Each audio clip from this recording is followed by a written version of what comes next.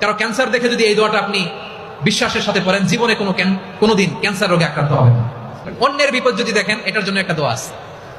অনেক সময় আমরা দেখি হাসপাতালে ক্যান্সারের থার্ড স্টেজে চলে গেছে, লোকটা হ্যাংলা হয়ে চিকন হয়ে হায়রে কি কষ্ট পায়, দেখি না?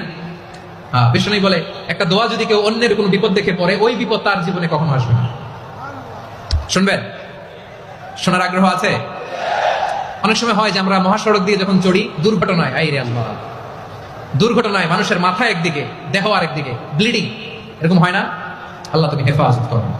বিশ্বনবী বলেন এই দুর্ঘটনা দেখে কেউ যদি এই দোয়াটা পড়ে, তার জীবনে সে কোনোদিন এরকম অ্যাক্সিডেন্টের সম্মুখীন হবে না। শুনবেন?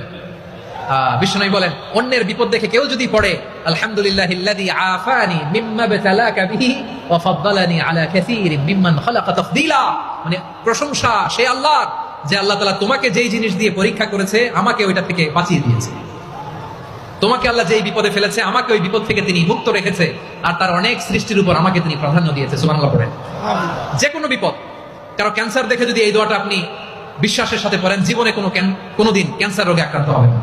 দুর্ঘটনা দেখে যদি পড়েন, ওই দুর্ঘটনা আপনাকে স্পর্শ করবে না। যে কোনো কারো বিপদ দেখে যদি কোনো বিশ্বাসী বান্দা এই দোয়া পড়ে, বিশ্বনবী বলেন লাম ইউসিবহু যালিকাল বালা, ওই বিপদ তাকে আর করবে না।